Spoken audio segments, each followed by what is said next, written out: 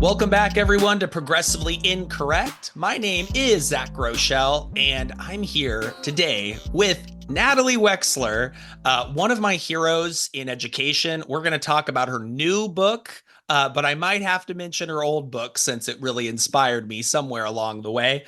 Just wanted to remind everybody that this podcast is sponsored by John Catt from Hodder Education, which publishes some of the best evidence-informed books in education, including my new book, Just Tell Them: The Power of Explanations and Explicit Teaching.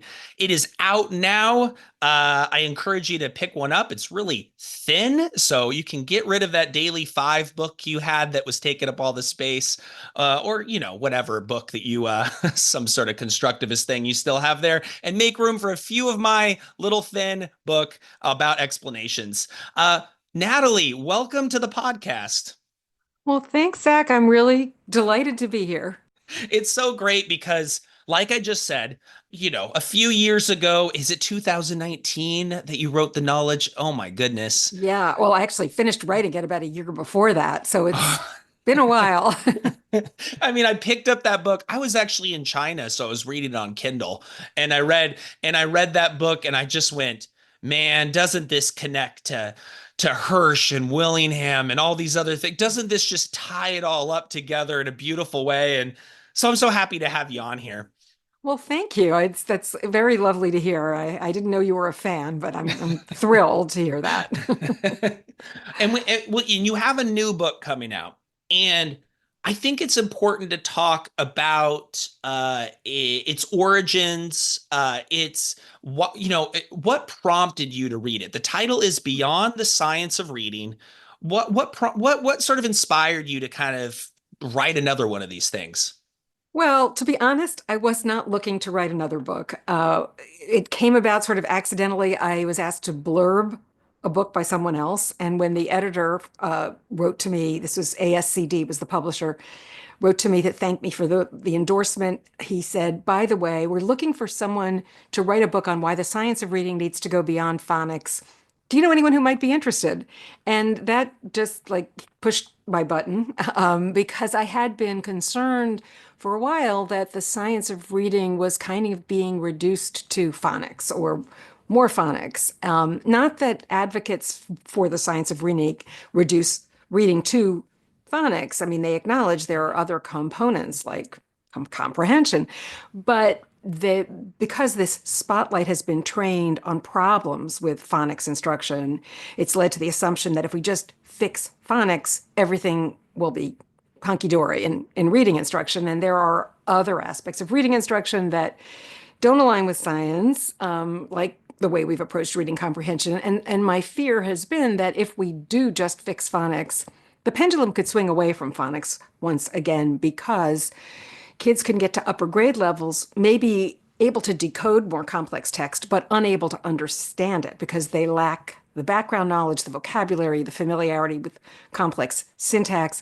So that was one thing. But I also, have been thinking about other aspects of the reading literacy landscape and the cognitive science landscape, things that have really changed in the, I guess, 6 years or more since I finished writing the knowledge gap. And one thing I wanted to do was go, as the title suggests, beyond even the science of reading or even the science of literacy, which I would prefer since reading and writing are very closely linked, along with speaking and listening. All of those are aspects of literacy, but to see all of those things as really parts of subsets of the overall science of learning. And what I had noticed with a foot in each of these worlds, a foot in the sort of science of reading world, a foot in the science of learning world, was that these things were treated as pretty separate. And I think that's led to, some misunderstandings and just some blind spots about problems with the way we've been approaching literacy instruction that the cognitive science community hasn't really focused on. I love it. So there are two strands here. The first piece is that an important movement in reading history in the United States took place around putting back an emphasis on phonics that wasn't there from basically a tradition of balanced literacy and whole language.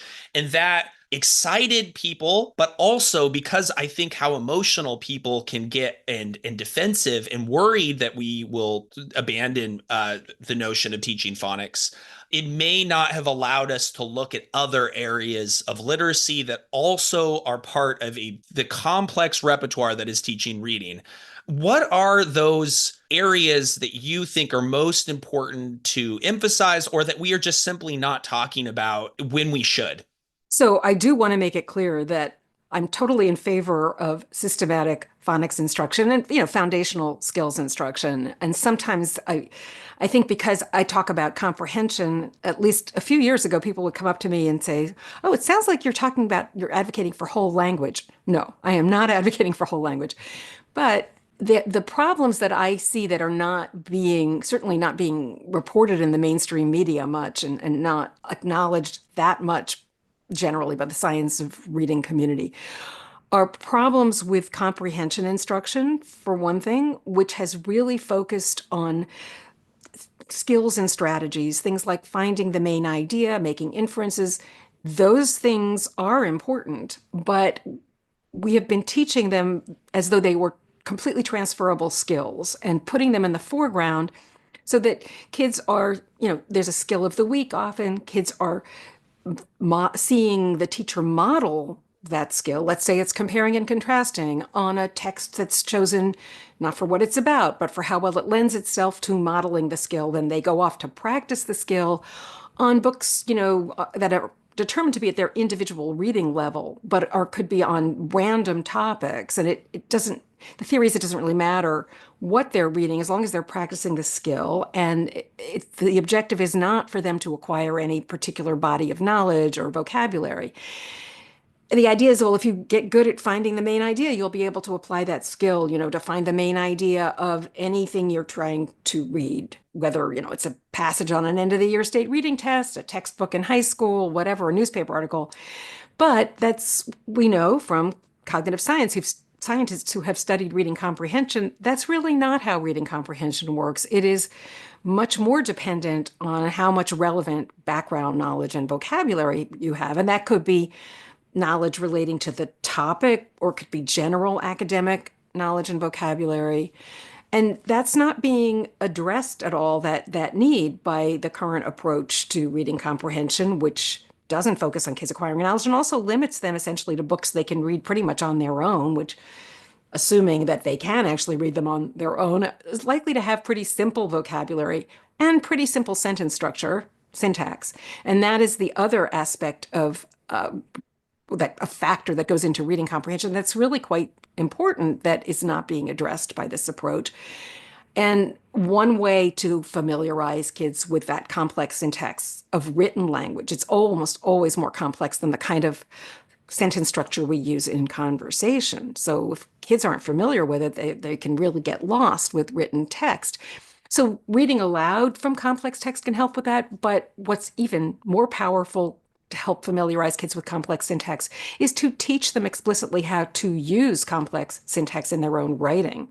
If they can use something like a subordinating conjunction in their own writing, they're in a much better position to use it, to understand that kind of structure when they encounter it in their reading. So that's been my focus with reading comprehension. And then more broadly, I think we've separated reading from writing, taught them as though they were entirely separate things. And we've separated literacy from the content areas as though they were completely separate things. But obviously, the way we acquire knowledge really is through learning about history, science, literature, and that enables us to understand what we read in all sorts of topics. Love it. And that ties in because you have, for me, been extremely influential when it comes to the importance of background knowledge. And you said at the beginning of this new book, like, science of reading wasn't really a moniker when you started this work. And the same would be, I think, about the importance of background knowledge. Even though Hirsch has been doing this for some time, it's almost like now we are in a new era of that, at least is sometimes being discussed as in addition to the five pillars. that ties really well to the next part, which is that the science of learning has been taught kind of as its own isolated body of knowledge or evidence around a very narrow set of things. And there is the science of learning that it is nested in. You make the argument that, and I've been trying to tiptoe around this argument because I don't want to offend anyone. I'm trying to tiptoe around it, that essentially things like cognitive load theory and things like teaching techniques that have been derived from randomized controlled trials, that these have a role in teaching reading as well as teaching anything. Can you speak a little bit more to that? Yeah, and cognitive load theory has been really influential on the way I've looked. I think since maybe I finished writing the book, I'd heard of it, but I've really sort of dived into it more deeply since I finished writing the book. But it hasn't really been applied much to literacy. I mean, many of the studies of things like the worked example effect have been done with math. There's some studies with science, and I think some with content areas like history, maybe even a little English literature. But it hasn't really, cognitive scientists haven't really applied it to this approach to teaching reading comprehension with this heavy focus on skills and strategies. And they really also haven't applied it to writing. We know there are certainly studies, or you don't really need to do a study to know this, that writing imposes a heavy cognitive load, a heavy burden on working memory, especially if you're an inexperienced writer. But that hasn't been connected to, like, well, what do we do about that? And what are the techniques that could modulate that cognitive load to make not only it easier to learn for kids to learn to write, but also to unlock the potential of writing as a lever for deepening and reinforcing knowledge. So that's the lens that I've tried to use. And I really hope that, in my wildest dreams, I hope that this book might spur some cognitive scientists to do some research in those areas. But just, me applying sort of general principles of cognitive load theory from cognitive science to, first of all, take a look at what we do with reading comprehension instruction. Not only are these skills that teachers are spending a lot of time on, like, making inferences, they're not truly transferable. So that's one problem. And I would say that, all of these cognitive science principles implicitly assume things like retrieval practice, space practice, et cetera, that you were either teaching a transferable skill, like decoding words, or you were teaching something substantive. It don't really work if you're teaching a non-transferable skill, because there's nothing really to retrieve that is useful. But the other thing that a cognitive science lens reveals is that we are making reading and writing a lot harder for kids than they need to be by asking them to read and write about topics that are unfamiliar. If you're practicing the skill of determining the author's purpose, the teacher models that, maybe she'll read a book about sea mammals, but then you're supposed to go off and practice that skill on books on all sorts of topics. I don't know, maybe it's the solar system, but you may not know anything about the solar system if you're in second grade. So you're trying to juggle this new vocabulary, this unfamiliar information, and working memory, while you're also dealing with the challenges of being a beginning reader, decoding, figuring out where to put the emphasis in a sentence. If you're reading about a topic that you already know something about, maybe because the teacher has read aloud, ideally, maybe a series of texts about, let's say, sea mammals, then you go off to read a book about sea mammals, not just to practice skills. I mean, they come in, certainly. It's not that I'm saying we kids don't need skills, but if you're also reading about sea mammals, you already have background knowledge stored in long-term memory and vocabulary relating to that topic. It's going to be a lot easier for you to read about that topic. We know that from studies like the baseball study, but in addition, have asked kids to write about topics they don't get much information about, because we have these separate writing curricula now, or that may have a paragraph or two of information about a topic, and then you're supposed to write a paragraph or two about that topic. But if it's hard to read about a topic you don't know much about, it is, virtually impossible to write about it. So that is one area that I think a cognitive science lens can really point up problems with literacy instruction. I think a cognitive science lens could also point up the potential of writing to really reinforce the knowledge we want kids to retain. Because writing, if it's taught explicitly in a manageable way, and we can talk more about what that might look like in a minute, but if it is, what it brings along is like all of the benefits and maybe more of a lot of cognitive science informed teaching. Because when we write, we're often engaging in retrieval practice. We have to recall things that we have stored in long-term memory. We are also engaging in elaboration, putting things into our own words, maybe coming up with examples or counterexamples, all of those things. So retrieval practice is going to really help with retention of information. Elaboration really helps with, I think, both retention and comprehension. So potentially having kids write about what they're learning can really powerfully reinforce whatever their retention and their understanding of the content, and can make up for sometimes a lack of background knowledge, I think, because of that power. I know from my own experience as a writer, and maybe you know, when I write about something, I remember it much better. I understand it much better. In the process of writing, I often realize, wait, I didn't understand that as well as I thought I did. I need to think about this more or do some more research. There are all of these benefits that come with writing, except many kids don't get those benefits because we've kind of just expected them to figure out how to write on their own. We spend a lot of time trying to teach reading, not always in the most efficient or effective way. We don't spend much time trying to teach writing. We've kind of adopted this idea that if kids just read and write enough, they'll kind of pick it up, but most of them don't. Yeah, yeah, and that's great. I want to talk about the sort of explicit writing instruction, and you sort of gave a master class at the Festival of Education in Potomac, Maryland, that I was there as your keynote, and you gave so many funny examples. Like you had everybody laughing about what was the. Can you tell us the one with the kid with the Braille story that? Yes. Yeah, so that's well, that started, I will say, I don't want to single out Lucy Calkins as the villain in this piece because this is a systemic problem, but I did happen to come across kind of an op-ed or letter to the editor she wrote, saying that had always been a proponent of explicit direct instruction. And she said, I always model a skill, explicitly, and then I do, we do, you do. And so I happened to have on hand from when I was researching the knowledge gap, a bunch of sample lessons from her curriculum units of study. And I just thought, okay, let me take a look at like what her approach is. And may have revised her approach to phonics, and I'm not an expert on whether that has, answered the criticism.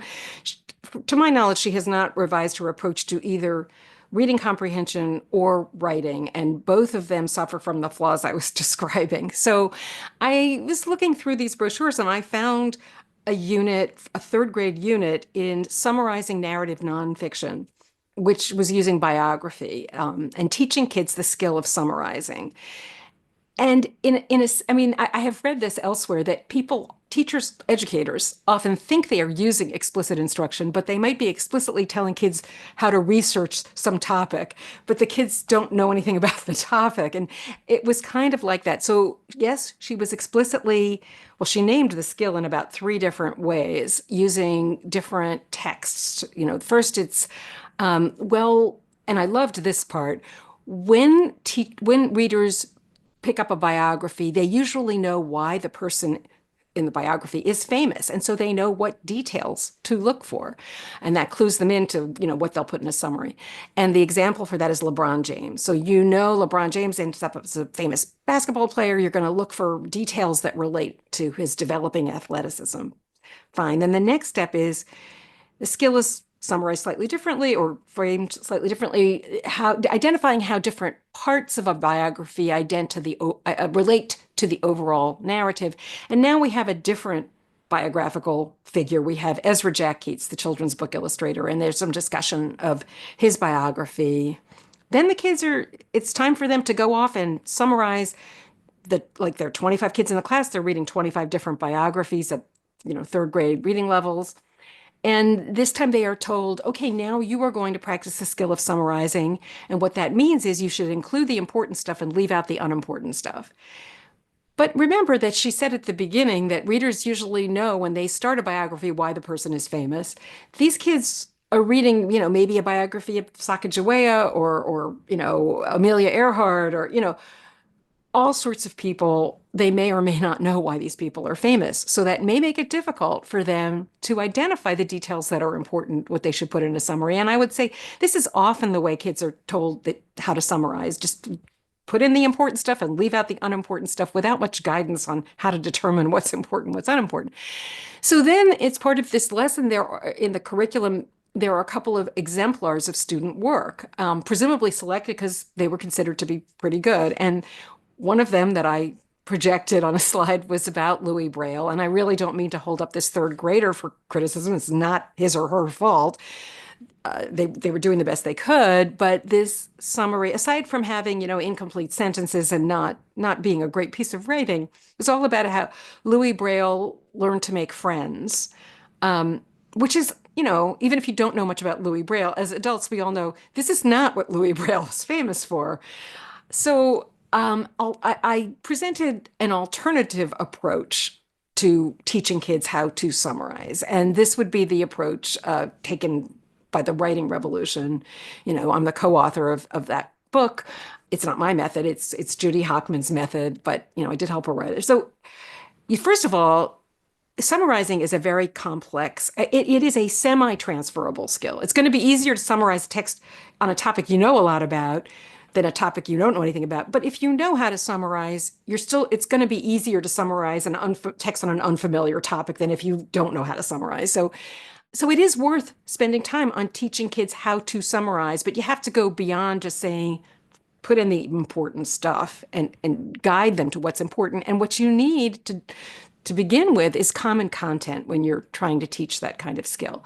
And by the way, they'll be learning about this content. So initially, I would say, I don't know if I mentioned this in the presentation, you do want to sort of explain the concept of summarizing and familiarize them with it initially through some familiar content. So they're not juggling and working memory, unfamiliar content at the same time they're figuring out what summarizing means. But then very quickly, once they've got the concept, let's embed it in content they're learning, because it is also a really powerful way to reinforce their understanding, their retention of information. So let's say we're going to learn about Louis Braille. That's part of the curriculum. We're all going to read a biography of Louis Braille and summarize it together.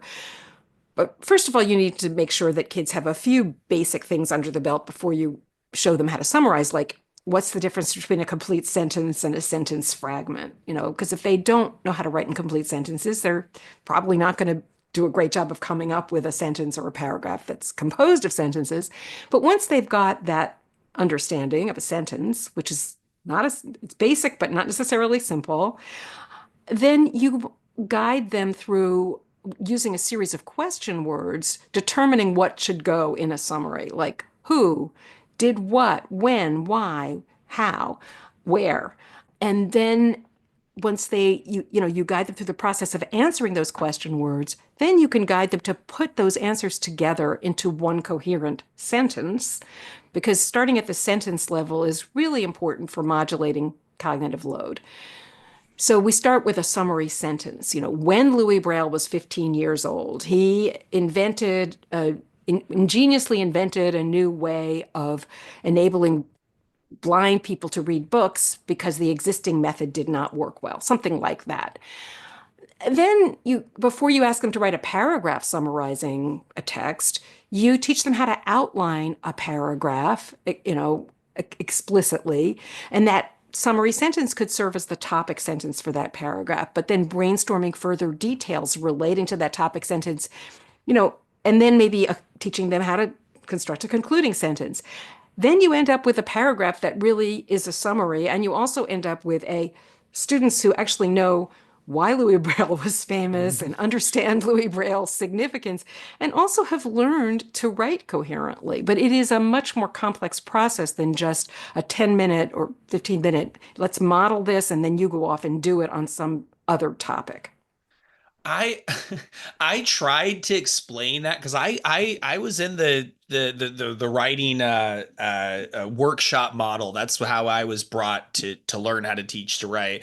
The writing workshop model and the reading workshop model by Lucy Calkins from the very beginning. And I think even that article you did, you cited me somewhere, one of my tweets. But anyway, the the crazy thing for me was that I couldn't get that argument to land in that environment. I was trying to explain the common content thing. I would start from the beginning. I'm sitting here, I model on the carpet what an author's thinking or what a good, what a good writer does or whatever in like that 10 minutes.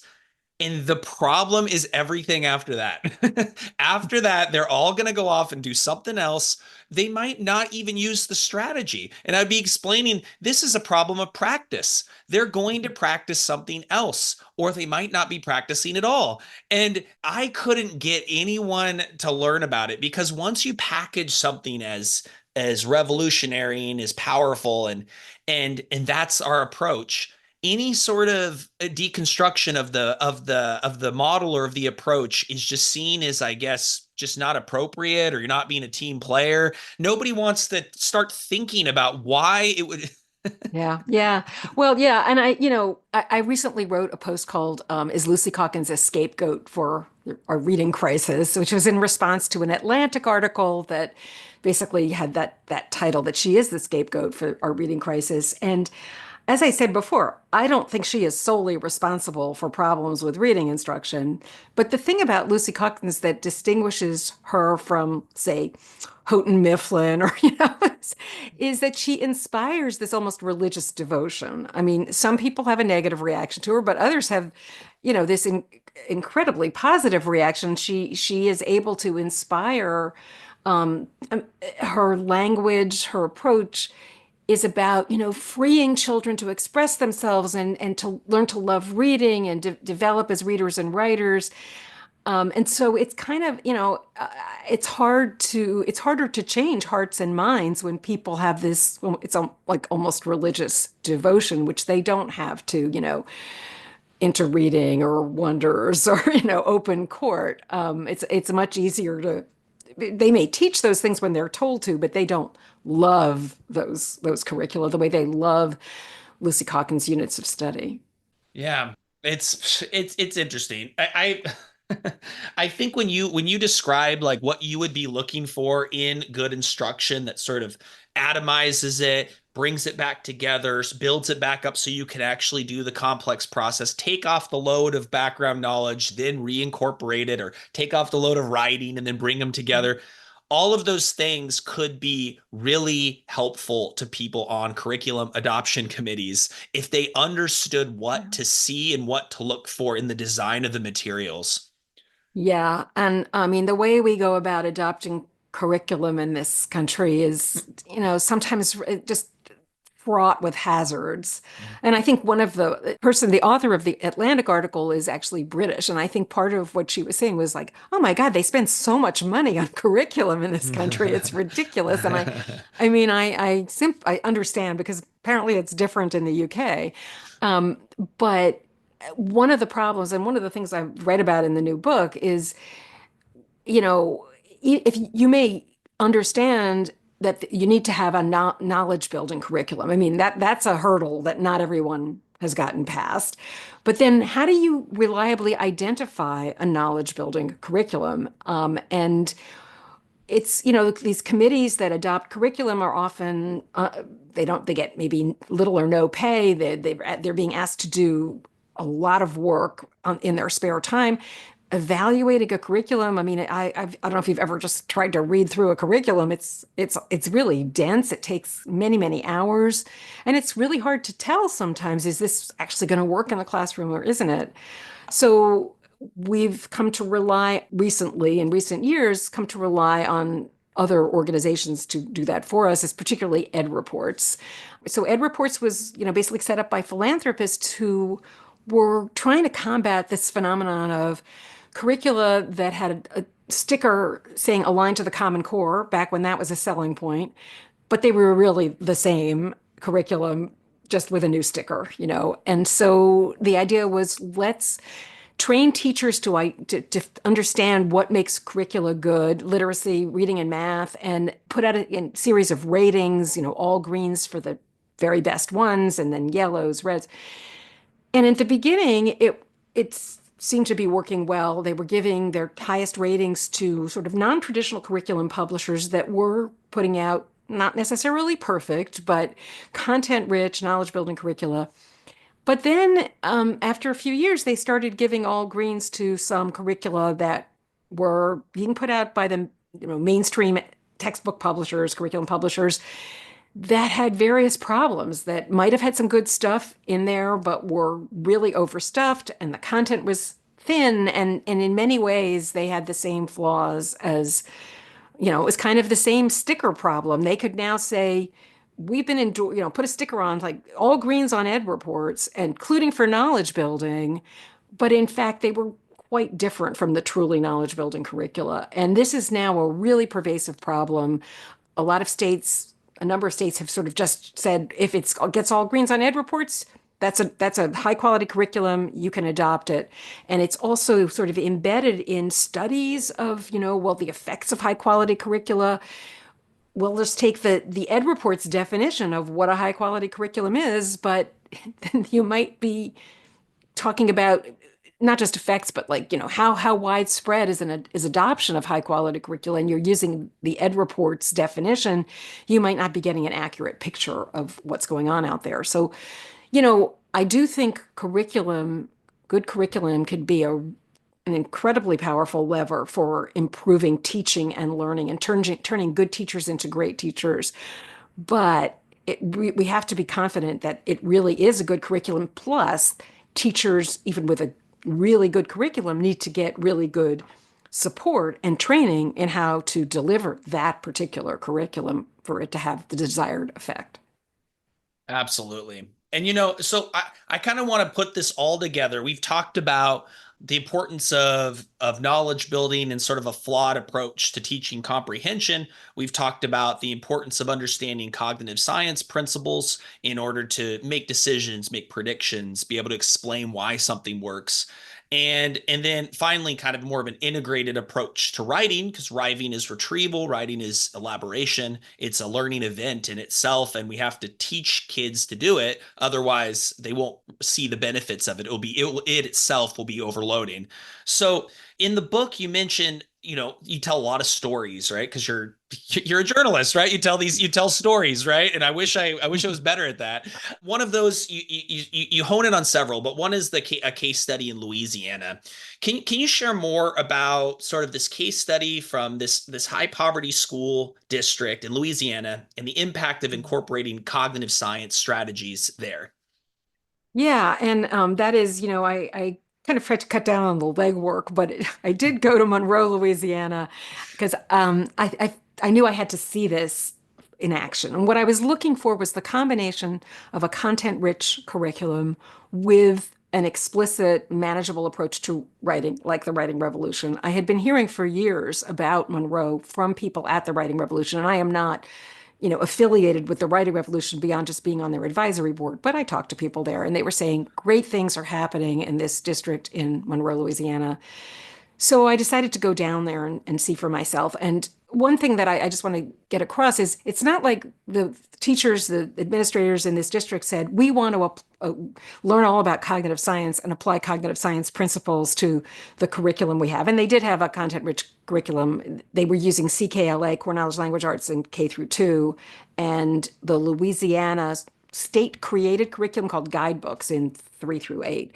But neither of those curricula had really strong support for teaching writing. And they realized that. They saw a presentation by the Writing Revolution, and they thought, some teachers came back and said to the administrators, I think we really need to try this. I think this could really help us with writing. That's what they were concerned with. Like, how do we teach kids to write?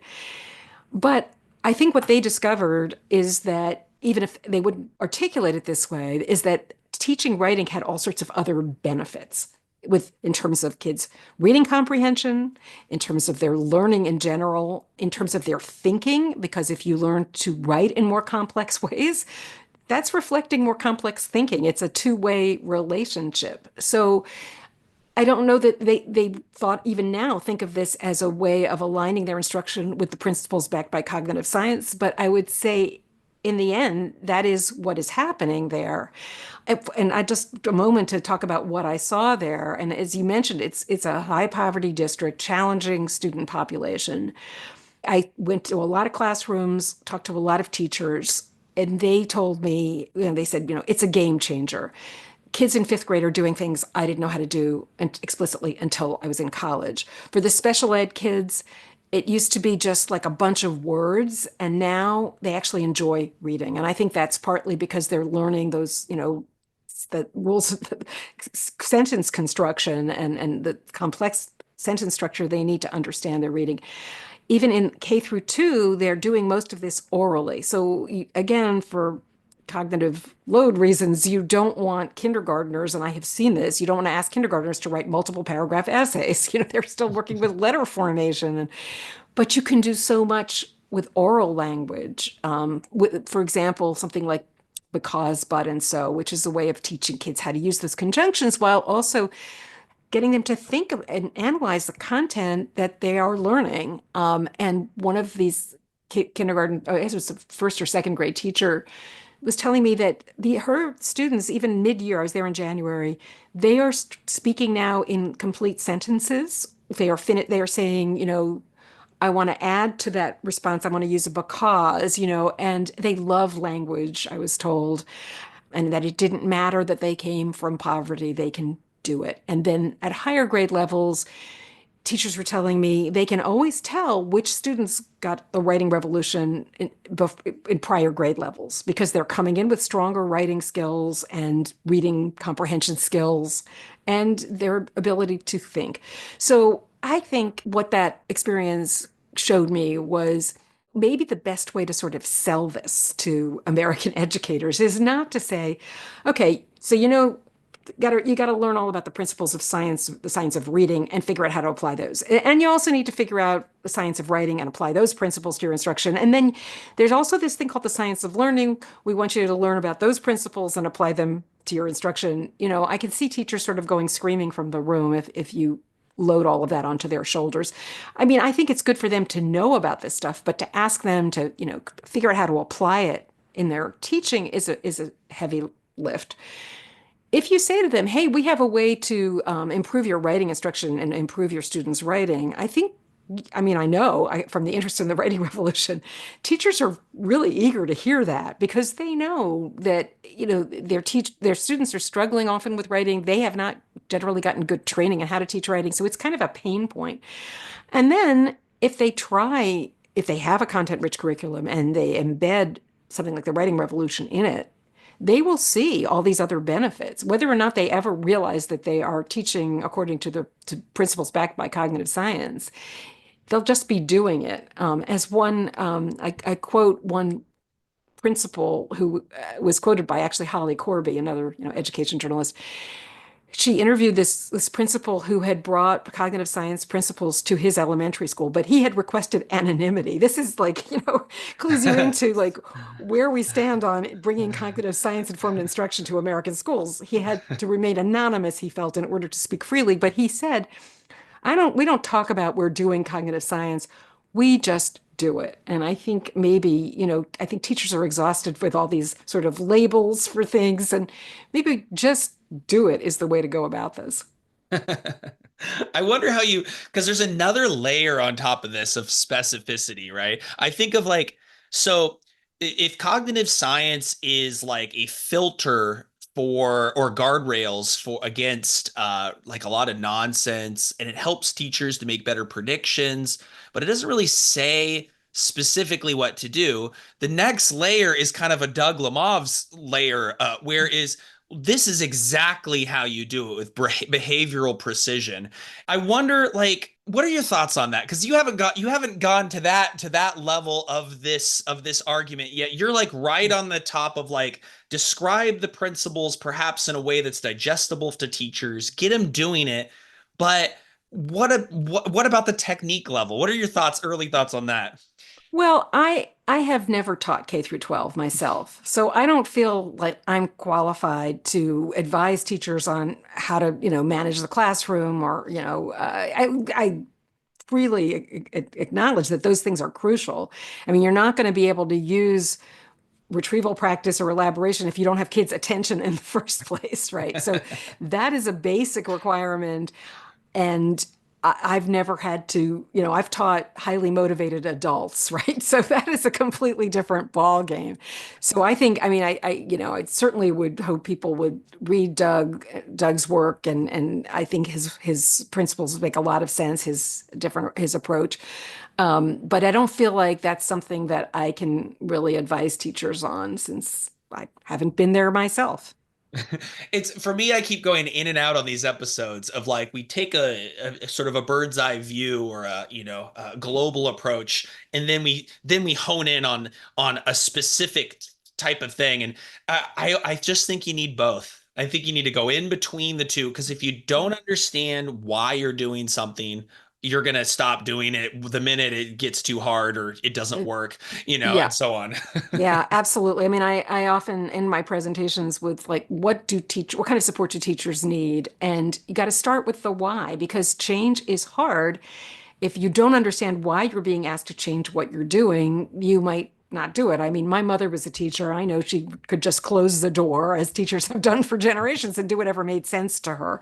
So you got to have it make sense for teachers. And then they need also the what. And I think a good curriculum can be an invaluable help, especially to less experienced teachers, but really for all teachers. And if you are teaching a content-rich curriculum, like CKLA has a second grade unit on the War of 1812.